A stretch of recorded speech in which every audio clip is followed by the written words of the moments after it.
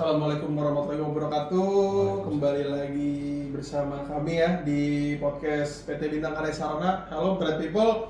Kali ini kita akan kembali lagi ya untuk kita membahas sebuah topik yang cukup menarik ya dalam episode-episode kali ini. Dan sekarang saya ditemani oleh Bapak siapa?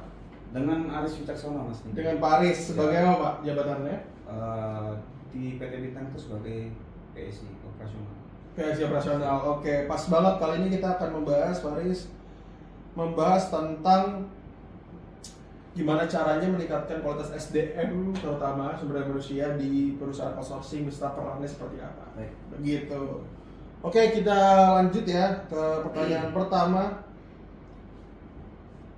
Bagaimana menurut Pak Aris sendiri itu tantangan terbesar dalam melatih atau dalam training atau pelatihan sumber daya manusia SDM di perusahaan outsourcing? Menurut Pak Aris gimana? Baik Mas Diki, terima kasih. Salah satu tantangan terbesar adalah memastikan bahwa karyawan outsourcing itu wajib memiliki keterampilan dan pengetahuan yang sesuai dengan kebutuhan perusahaan.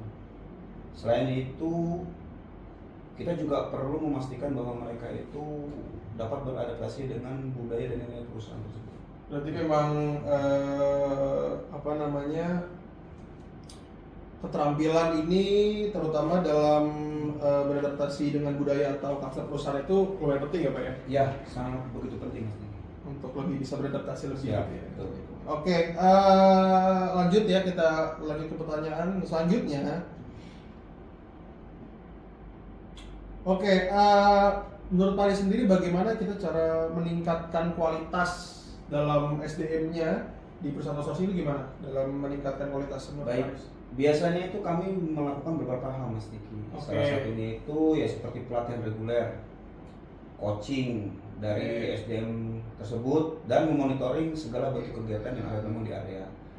Kami juga memastikan bahwa karyawan outsourcing memiliki akses ke sumber daya dan fasilitas yang bermanfaat untuk meningkatkan keterampilan mereka ya Mas Diki.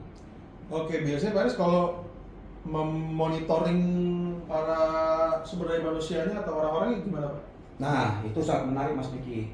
Mungkin salah satunya itu sebagai kunci sukses memastikan bahwa pelatihan SDM tersebut selaras dengan strategi bisnis perusahaan. Oke. Ya, selain itu kita juga perlu memastikan bahwa pelatihan tersebut efektif dan efisien dalam meningkatkan keterampilan dan pengetahuan karyawan tersebut. Oke, biasanya Pak Aris kalau sedang kunjungan atau operasional gitu ya ke lapangan, biasanya apa yang Pak Aris lakukan pada karyawan atau orang-orangnya atau SDM itu biasanya gimana? Ada tipsnya atau ada? Kalau tips sih nggak ada ya, cuman memang kalau setiap kami kunjungan ya dari tim operasional itu biasanya itu melakukan beberapa tindakan. Salah satunya contohnya misalkan kita memastikan kondisi dari area. Apakah memang dari karyawan tersebut sudah melakukan pekerjaan atau get-get itu sesuai dengan SOP yang sudah ditetapkan. Terus juga terkait dari personality-nya masing-masing. Jadi dari grooming-nya, attitude-nya seperti itu Mas Diki.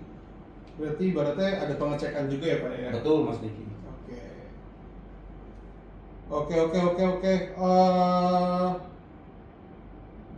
Berarti memang kita bisa ambil kesimpulan bahwa butuh perhatian penting atau peran khusus dalam meningkatkan kualitas SDM ya Pak ya? Di dalam perusahaan khususnya seperti perusahaan kita itu perusahaan outsourcing gitu ya Pak ya? Karena kan kita menaungi orang-orang gitu ya, jadi memang harus kita perhatikan dalam pelayanan, coaching, mentoring, monitor dan segala macam ya, betul? Ya betul.